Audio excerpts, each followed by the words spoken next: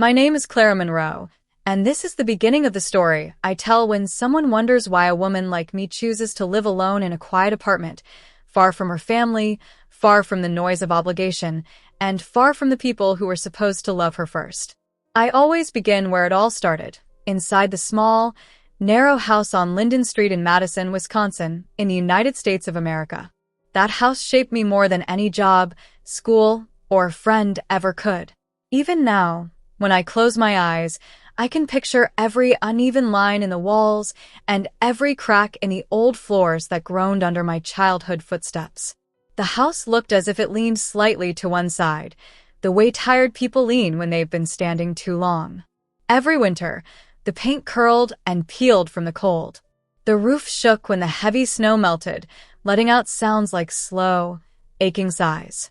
Even as a child, I knew the house was old and worn. But it was the only place I had, so I tried to love it the best I could. I told myself the creaking floors were just the house talking to me, and the broken screen door was simply part of its charm. But while I saw a home, my parents saw numbers. To them, that house was not a shelter, it was an investment. A piece of property.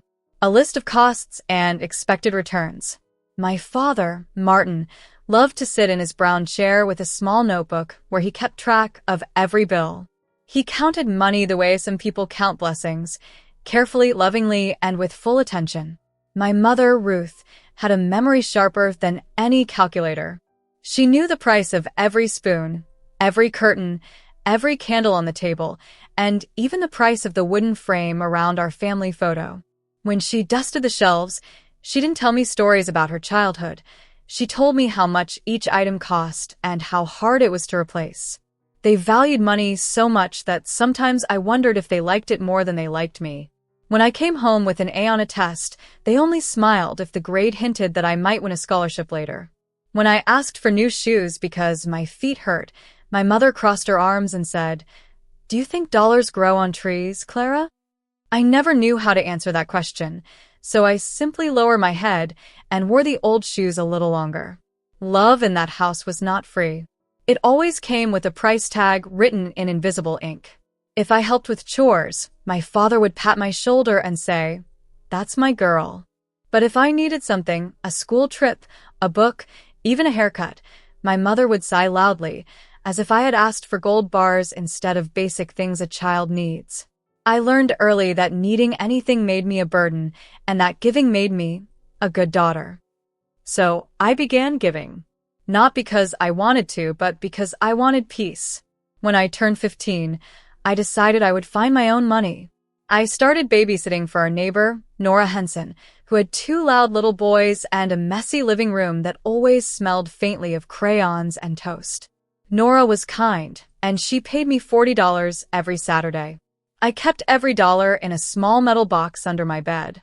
My parents never knew how proud I felt every time the lid closed, and the money inside grew heavier. The next year, I found a part-time job at a small cafe near the bus station. I worked weekends, refilling coffee cups and wiping down tables stained with jam and crumbs. The job was tiring, but it felt like freedom. I liked the sound of the cash register opening, the warm smell of fresh bread, and the feeling of earning something that belonged only to me. But my parents had a way of finding out about extra money, and soon they began asking me for small amounts, just to help with groceries. At first, I gave them $20 here and $30 there.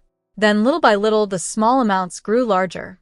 By 19, I was studying full-time at a small college in Davenport, Iowa, while working 2 jobs to pay my tuition.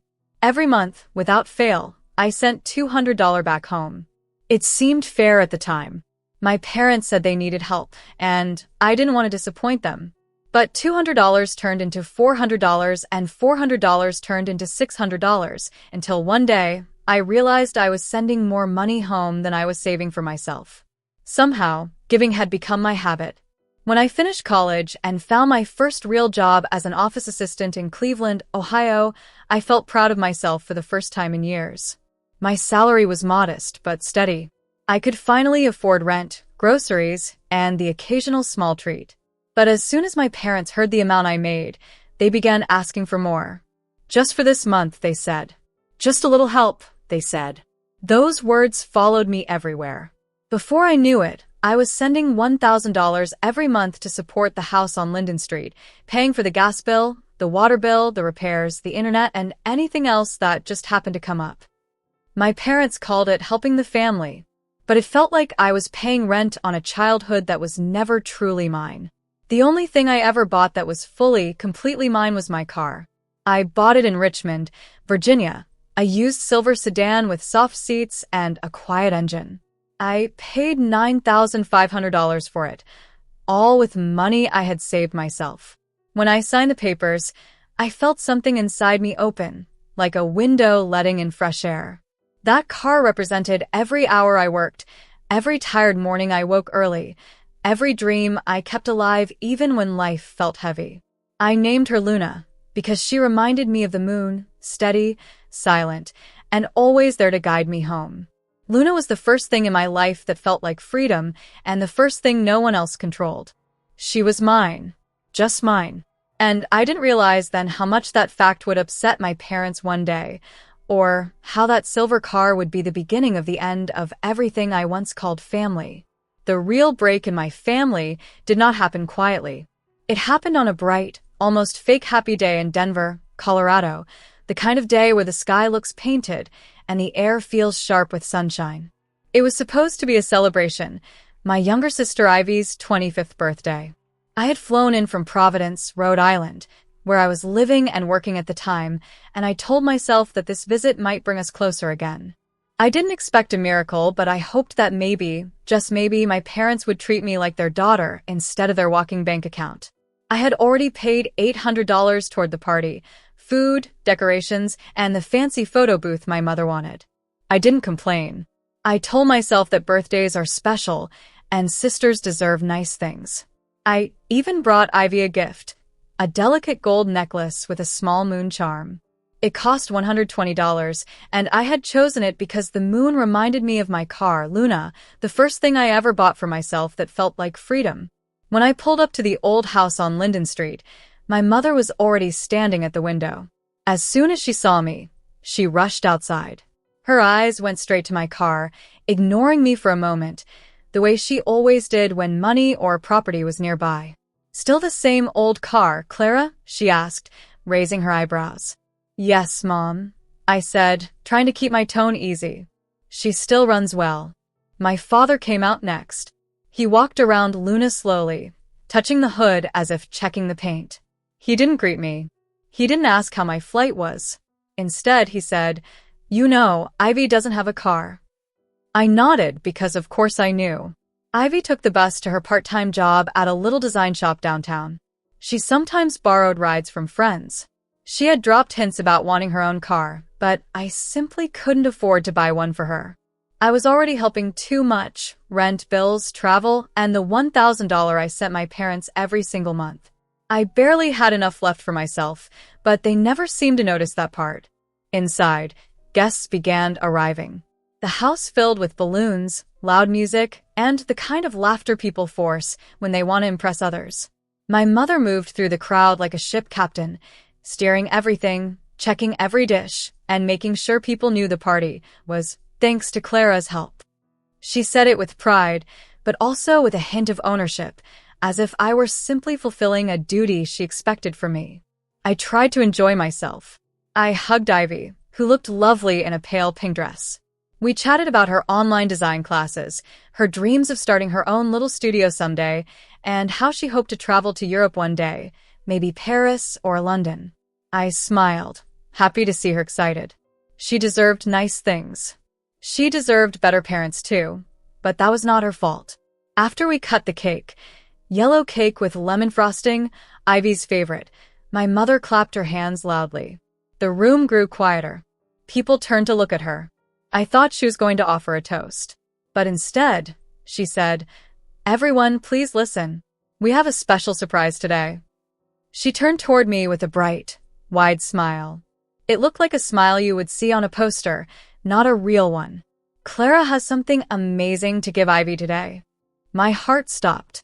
I frowned, confused. "I do." My father stepped beside her, lifting his chin. He spoke with the deep, serious voice he used when he made big statements. Yes, he said. Clara has decided to give her car to Ivy as a birthday gift. Isn't that wonderful? The room fell silent. Ivy's hands flew to her mouth, and her eyes filled with hope so fast that it nearly broke me. A small gasp drifted across the room. All the guests were staring at me, waiting, expecting, already picturing Ivy driving away in Luna. My stomach twisted into a knot. I looked at my parents, trying to understand what was happening. What are you talking about? I asked quietly. My mother's smile didn't move, but her eyes sharpened. She whispered, Come on, Clara. Don't make this ugly. Ivy deserves it. You can buy a new one. You work full-time in an office in America now. You make enough. I felt dozens of eyes pinned to my back like heavy stones. For a moment, a long, familiar moment, I almost caved. I almost nodded and said yes.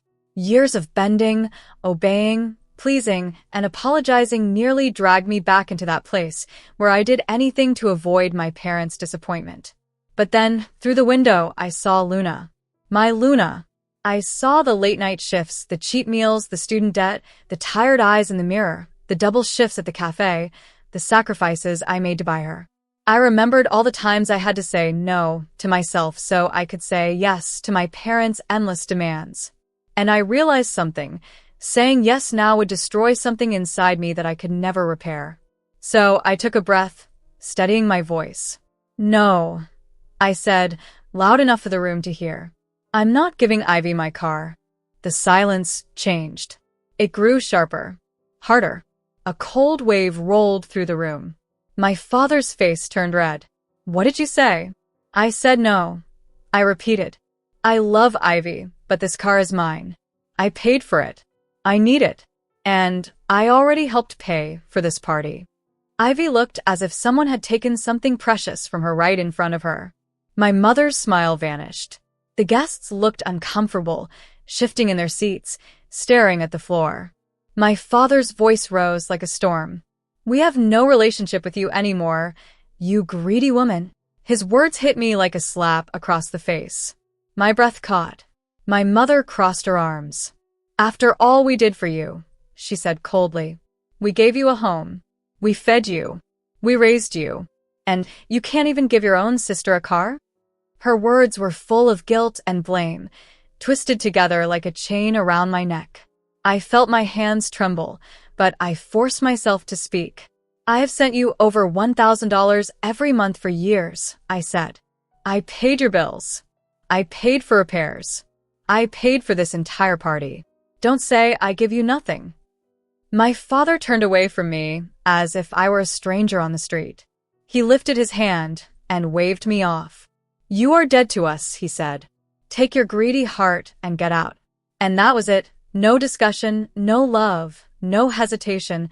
I picked up my bag and walked out of the house. Ivy called my name softly, but I kept moving. No one else tried to stop me. Not even my mother. Not even my father. I climbed into Luna, my hands shaking so hard that I could barely grip the wheel. I drove away from Linden Street and cried the entire flight back to Providence. By the time I got home, my peace, my quiet, I knew something inside me had changed forever. A line had been drawn, a final line, and when I sat on my bed that night, staring at the ceiling, I made a decision that felt both terrifying and freeing. I would never send them another dollar again. The first month after the birthday disaster felt heavier than any month I had lived before.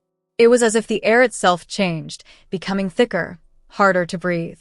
I kept expecting something to happen, some explosion of noise from my parents, some call or message filled with blame. But the silence came first, and the silence was strange. For years, I had lived inside their demands, the bills, the needs, the just this once money transfers. Suddenly, there were no instructions for me to follow. No list of things I was required to pay. That silence felt like standing in the middle of a wide, empty field. I didn't know whether to feel terrified or free. On the first week of the month, I did something I had never done before. I did not send the $1,000 I always sent.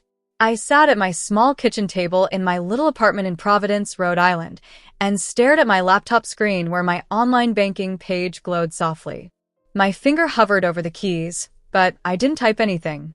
The transfer that had become part of my routine, like brushing my teeth or locking my door, simply didn't happen.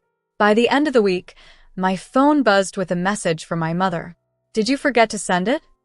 Just 6 words. No greeting. No softness. No hello, how are you doing? Only the question that mattered to her. I read the message, felt my chest tighten, and then put the phone face down on the table. I didn't respond. I didn't explain. I didn't apologize. For the first time in years, I let her wait. The second week passed, and I heard nothing. Not from my mother, not from my father. I kept expecting a storm, but they gave me only silence, cold and sharp like winter wind. Then one evening, as I was washing dishes, my phone rang. My father's name lit up the screen. I stood there, my hands dripping with warm water, staring at the call. It felt like a test I needed to pass. After several rings, the call stopped, and I exhaled a shaky breath I didn't know I was holding. A moment later, a voicemail arrived. I listened to it once. Only once. Don't act like a child, Clara. We are waiting. That was the entire message. No, we miss you. No, are you okay? Only the reminder that I was expected to pay. I didn't call back. The third week was when the tone changed. Another message arrived from my mother, this time longer, heavier, dripping with fear covered by anger. The electric bill is due. The water bill too. They are both in your name. If you don't pay, they will cut us off. I stared at the screen, feeling a dull ache run through me. Years ago, I had put the bills in my name because I had a better credit score. It had been my idea, my choice, my mistake, because it tied me to that house like a chain around my ankle. I thought helping meant love. But now those same bills were being used as a rope to pull me back. I sat down on my couch and pressed my palms into my eyes. I knew what I had to do. It took me the rest of the afternoon to call each company, electric, water, gas, internet, and remove my name from every account. Each call made my hands shake, but I kept going. I told every representative the same thing. Please transfer this account to Martin Monroe. He will be the new contact. I gave them his number. I listened as they confirmed the changes. When I hung up the final call, my hands were trembling so badly I had to sit for several minutes. But underneath the shaking was a rising sense of strength. I had freed myself from responsibilities that were never truly mine, and then came the knock. It was the first day of the new month. Early morning. I had just made coffee, the sun barely touching the window, when a sharp, fast pounding hit my apartment door. Not a polite knock. Not a visitor's tap. It was the kind of knock that belongs to someone who believes they have every right to walk right into your life without permission. I knew that sound. I knew it instantly. My stomach dropped. My breath froze. But I still walked to the door. When I opened it, my parents stood there on the small hallway landing. They looked as out of place in my apartment building as wolves in a library. My mother's face was pale and tight, as if she had been crying or shouting, or both. My father looked worn, angry, and strangely desperate. They had traveled all the way from Madison, Wisconsin, to Providence, uninvited, unannounced, carrying their expectations like luggage. Behind them, at the far end of the hallway, I could see Luna parked in her usual spot in the lot outside. My chest stung at the sight of her, my little piece of freedom, now caught in the middle of this confrontation. My mother spoke first. "Clara, we need to talk." Her voice sounded rehearsed. Not warm, not kind, just controlled. I stepped aside only enough for them to stand in the doorway, but I didn't let them enter. This was my home. My space. The one place where I wasn't under their thumb. "What do you want?" I asked. My father lifted a stack of papers. I recognized them even before he spoke. Overdue notices, warnings, and bills. "They cut our power for 3 days," he said, shaking the papers. "The house payment is late. We owe $2,400 right now. And more is coming next week. You know you have the money. You always have. We came here for you to fix this." It wasn't a request. It was an order, delivered in the same tone he used when telling me to clean my childhood room.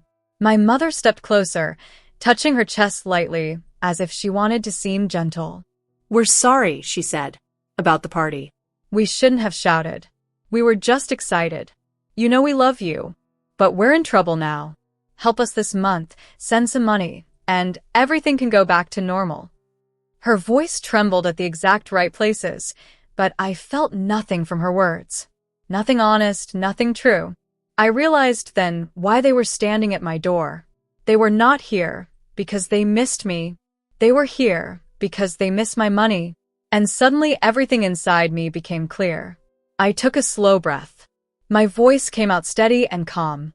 When you asked me to give away my car, I said, you didn't ask me at all. You announced it to a room full of people. When I said no, you called me greedy.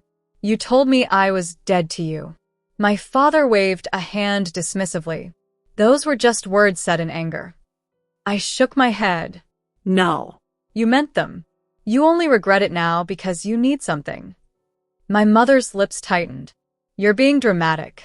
I felt something shift inside me. Something strong, something new. I have supported you for years, I said.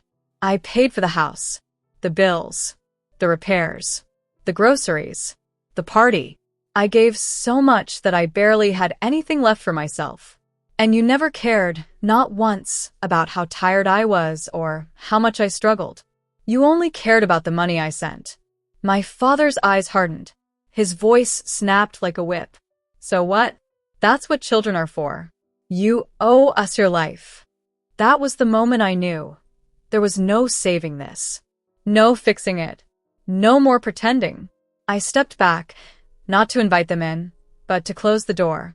I don't owe you my life, I said softly.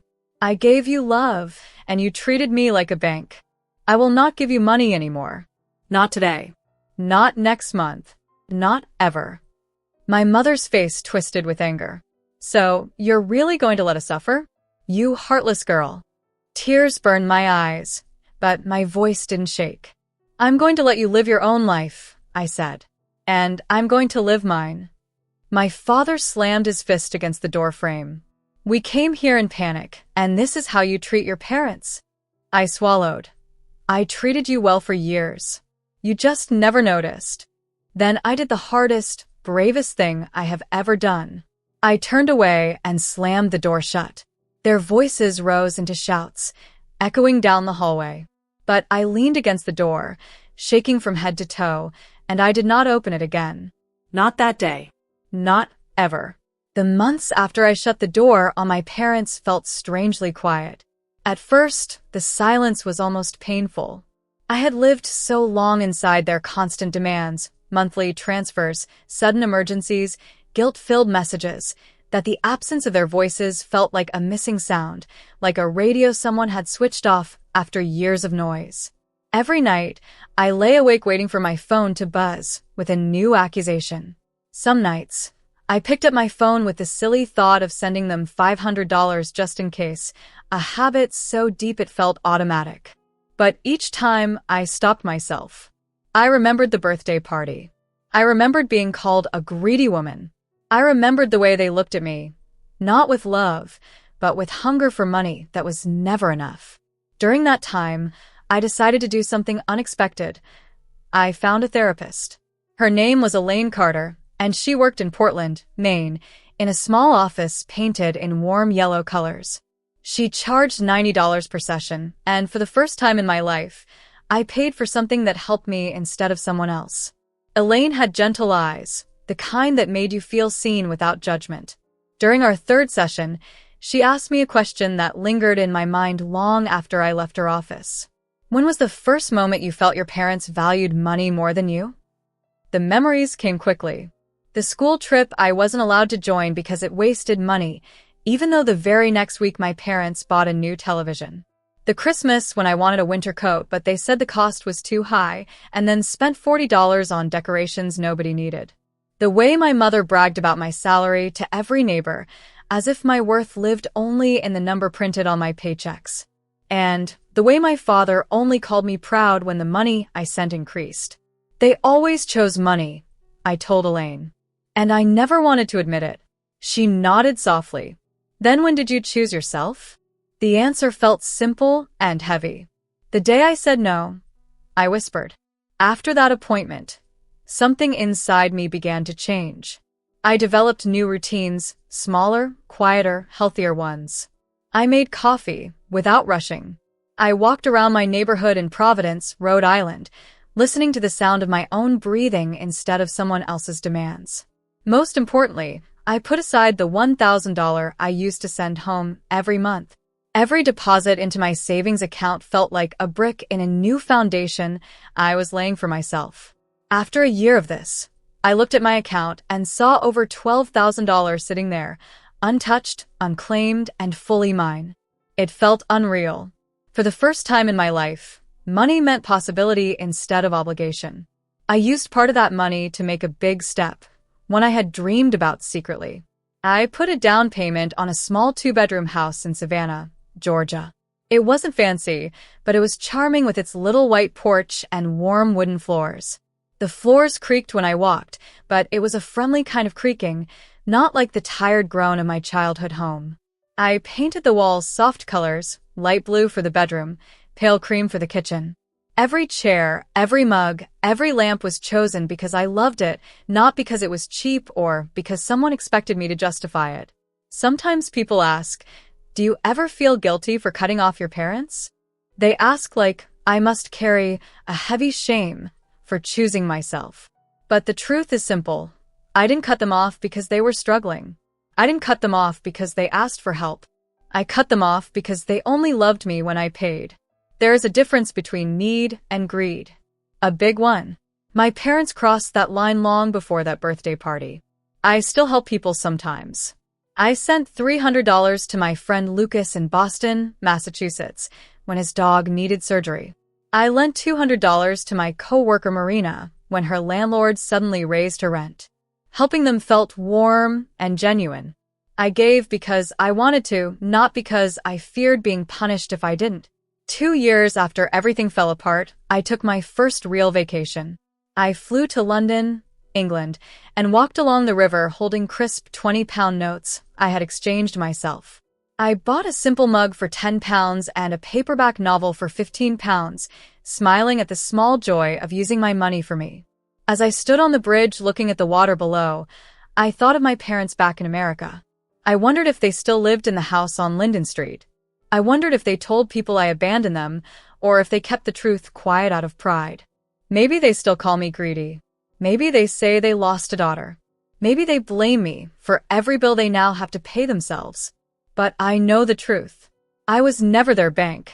I was their child. And they forgot that simple fact. So yes, I closed the account. I closed the door.